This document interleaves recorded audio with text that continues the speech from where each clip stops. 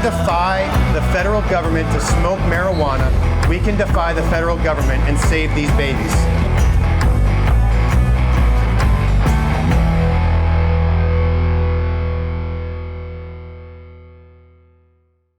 You know, yesterday we heard a bunch of chants and a bunch of messages from both sides, but the one that probably stuck out the most was the language change that you're seeing from the pro-aborts. Talk a little bit about what the difference is. Well, anyone who's been in this fight for long will remember that for many years, a decade or more, safe, legal, and rare was the watchword or the tagline for the pro-abortion movement, right? We want to be pro-choice, they said. We don't actually support abortion. It should be safe and legal, but we shouldn't do it very much, right?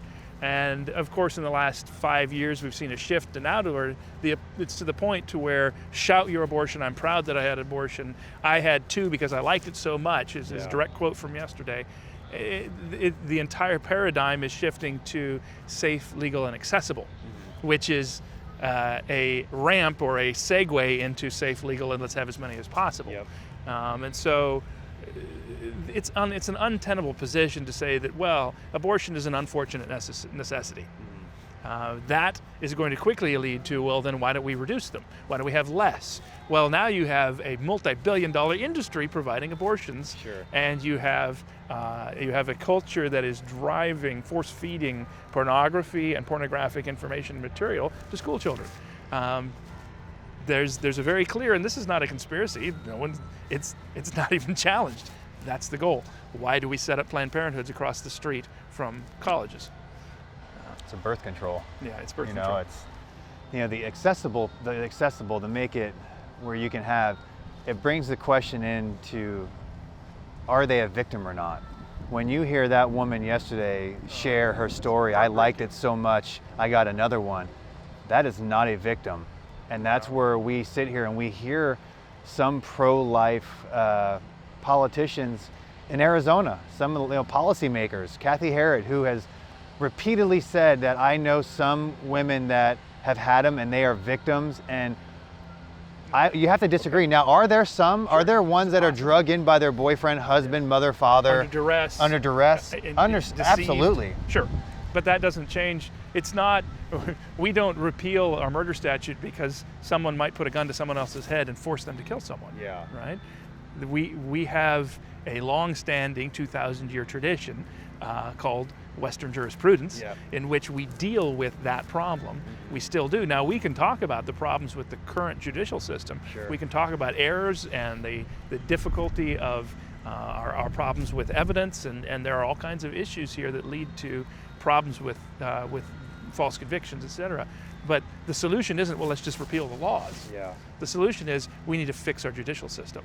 And to be honest, our judicial system actually handles duress and insanity and confusion and lack of understanding pretty well. Simplicity. We handle that very well right now. I don't think anyone makes the argument that we're going too far there. Sure, and I would say, I don't know the numbers, this is me, but I would say 98% of the women, and that might be too low, are not going in there under duress. Well, we certainly have the experience of thousands and thousands of people who are standing in front of those abortion mills every day, pleading with mothers, please do not go in there. We have eyewitness records as to how many women know what they're doing. Well, yeah, even the slogan, my body, my choice, they're saying, I don't care what you say, I can do what I want. They're their own God that they create, and they can take away life and give life. And that's an evil. That is an evil. Yes, it is. And so we need to recognize, I have friends who were involved in abortion. I have friends who, one friend in particular, he took his girlfriend to get an abortion. And when you talk to them, they say, I wish it had been illegal because we would never have done it if it had been illegal. We were told that it's fine, there's no problem, this is not, were they deceived? Yes. But that's not a reason for keeping it legal. That's a reason for making it illegal. That's right. And it's also important to recognize that ex post facto laws are still unconstitutional in this country. Yeah. You don't pass a law which criminalizes something done in the past. Yep. You don't pass a law that someone could be convicted for breaking before it passed. Sure. That's not what we're talking. We're talking about moving forward, making the decision to knowingly violate the law anyway. Yep. We could also talk about what about ectopic pregnancies? What about needing a D&C after the baby has passed, but before the miscarriage has taken place? Some just very hard situations. Sure. My wife and I have walked that path. Yeah.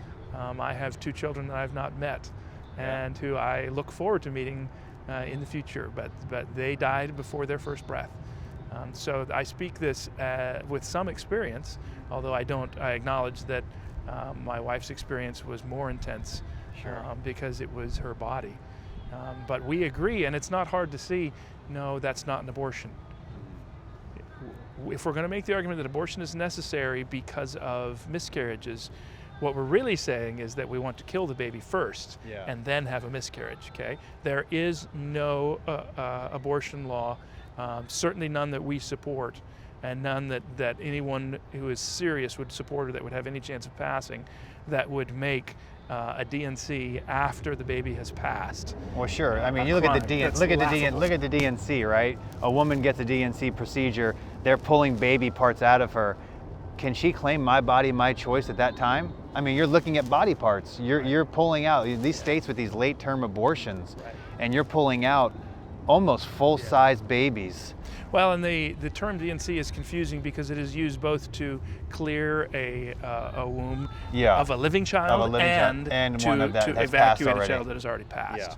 And those two things are very different. Very different, but they're used, the same term is used, and I think it causes some confusion when they say, well, D&Cs would be banned. Sure. Well, not if the child is already dead. Sure, and just like a lot of the arguments come a lot of times with the women who their life might be in jeopardy, and they've tried every medical procedure you can get to, and they have to go in there, and the husband has to make a choice with his wife. Do we save your life or the baby's? You know, right now I'm kind of going through something similar with my wife's health, and we've already been told, you know, you have this percentage chance of dying giving birth to this baby.